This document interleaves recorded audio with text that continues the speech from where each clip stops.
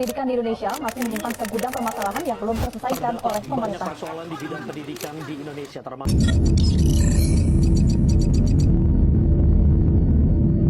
Pernah nggak sih kalian merasa bahwa pendidikan itu yang sangat penting?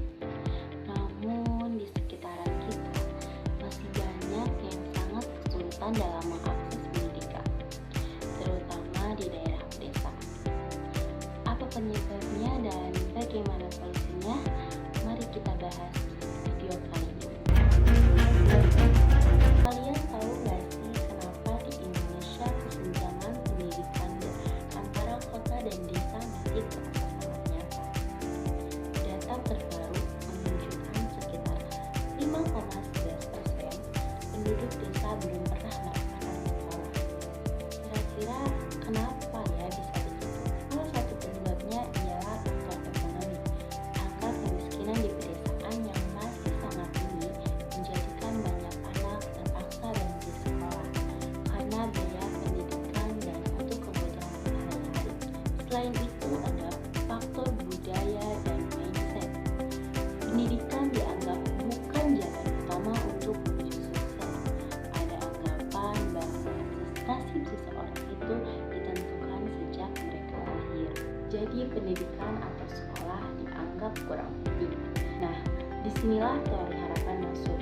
Teori ini mengatakan bahwa motivasi belajar itu akan sangat kuat jika kita memiliki keyakinan atau harapan untuk mencapai apa yang kita inginkan atau mencapai tujuan kita.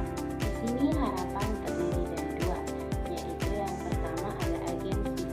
Agensi adalah kemampuan kita untuk bertindak dan membuat perubahan. Kemudian yang kedua ada pathway.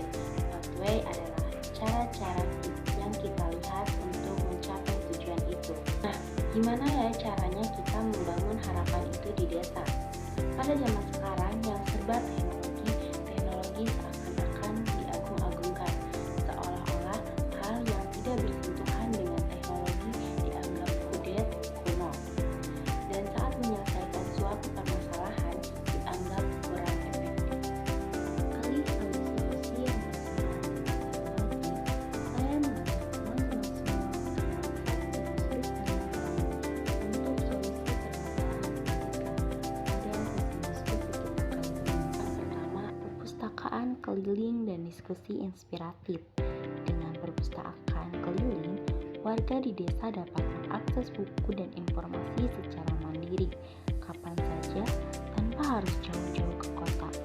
Dengan ini dapat membantu mereka untuk punya agensi untuk belajar secara mandiri. Kemudian yang kedua, melalui diskusi dengan tokoh-tokoh inspiratif yang berhasil mengatasi keterbatasan. Dengan menghadirkan orang-orang yang berhasil dari latar belakang desa dapat menjadi bukti nyata bahwa pendidikan itu dapat merubah nasib. Jadi teman-teman, pendidikan bukan hanya soal buku dan kelas. Ini soal harapan, motivasi, dan kesempatan yang harus kita buka untuk seluruh anak di negeri ini, termasuk di desa dengan perpustakaan keliling dan diskusi inspiratif yang dapat